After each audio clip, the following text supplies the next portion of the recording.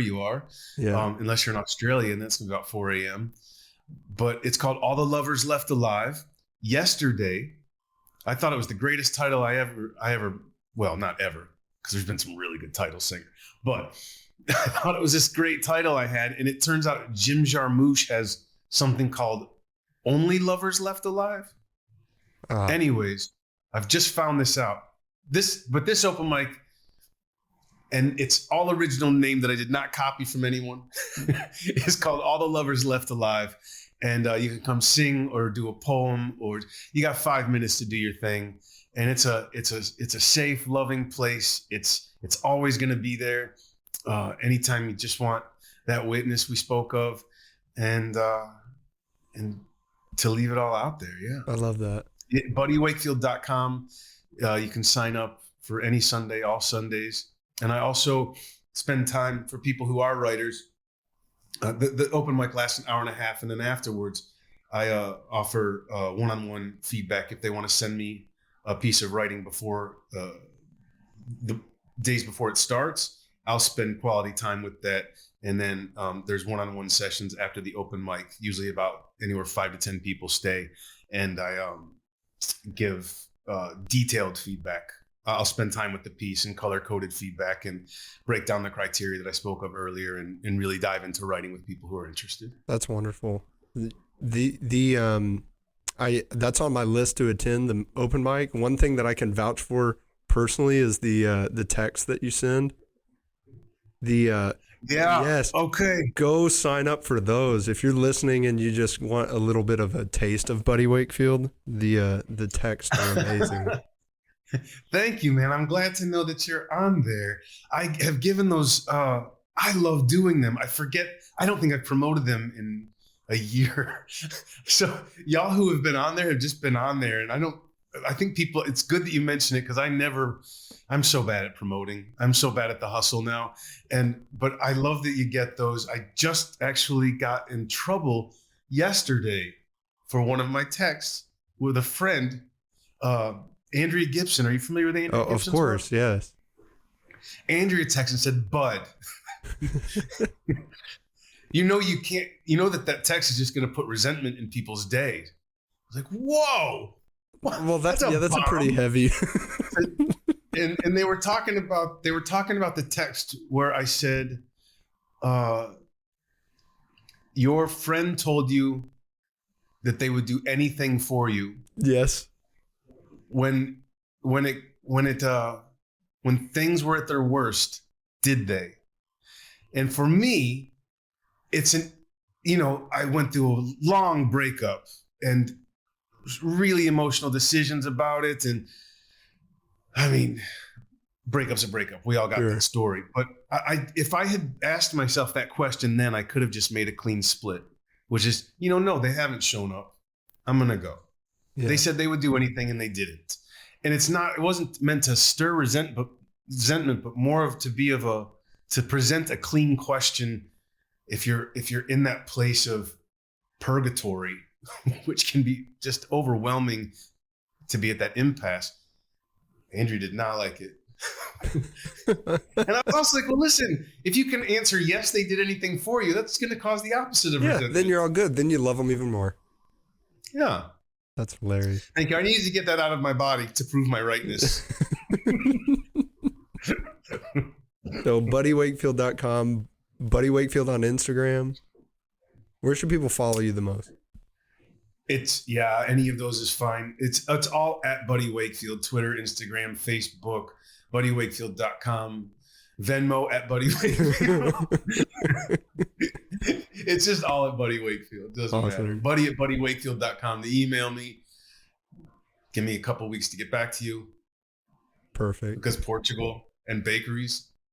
And great decisions. And excellent decision making. Perfect decision making.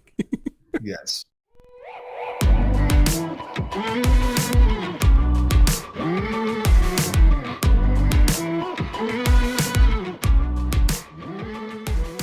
Buddy's journey self-admittedly started with acid, and somehow I feel like I feel like that entire conversation was an acid trip in and of itself. Man, that was one of the coolest experiences of my life, to be able to talk to someone whose work I've followed so closely and who has spoken to me so deeply through his art for so many years. But he doesn't spend his day thinking about decision making in the way that we do, and hey, you know, maybe most people don't spend their days thinking about decision making in the way that we do. But I think I can learn from everyone a little bit, and I know I learned from Buddy, and he reaffirmed a few things that I already knew, and one thing that he reaffirmed is to make the best decisions for today, I've got to understand what I'm aiming at. I've got to understand who my ideal self is. I've got to paint that picture, so to speak, so that I can understand how the decisions of right now are going to move me closer to where I want to be. And he reaffirmed that. He left me with something new though, and I had heard him talk about this before, and that's being present. Buddy had a TED Talk several years ago. You can find it on YouTube. It's called Free Air. He references in this talk that he gave, the overarching theme, and I don't want you to feel like my summary is going to be in any way a suitable substitute for watching the full video, but his overarching theme is be present. All you have is right now. Tomorrow's not guaranteed. The next moment isn't guaranteed. All you have is right now, right now, right now. And that's a good principle to live life by, to center ourselves into the moment when we're making decisions. It's a good way to relieve stress. It's a good way to appreciate what we have, because nothing is guaranteed. But on the other hand, in some ways, what makes us human is our ability to barter with the future. You know, the most human thing is to be able to barter with the future, to be able to think of tomorrow, to even conceptualize tomorrow. So living in the moment entirely and never factoring in tomorrow to our decision making can leave us in a real lurch sometimes. And so I think my takeaway is to live for the moment, but to decide for tomorrow.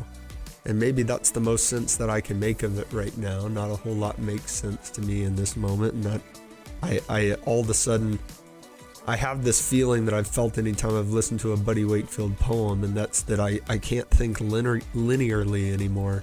There's something that he does, and you can hear it in the way that he talks, is that he meanders and moves and mazes through conversation and thought, and even just listening to a 3-minute poem from him, somehow you get infected with that gift. And so I hope that something of what I've said just now makes sense to you. And I hope that it gives you a little piece to exist with and to capture and to put in your pocket and carry with you. Thanks for listening to this episode of Decidedly. I hope you learned something. I know I did. If you thought our show was 5-star worthy, please check us out on iTunes and give us a 5-star review. It really helps out a lot, helps people find our community and defeat bad decision making in their own lives. Check us out at decidedlypodcast.com and on Facebook and Instagram at Decidedly Podcast. Until next time, I'm Sanger Smith with Sean Smith. This is Decidedly. Insights, advice, and comments provided by Sean Smith, Sanger Smith, and speakers identified as part of the Decidedly podcast should not be considered recommendations. Speakers who are not identified as members of Decidedly are expressing their own opinion, and their statements should not be construed as reflecting the views of the Decidedly team. This podcast is produced solely for informational purposes, not personalized advice.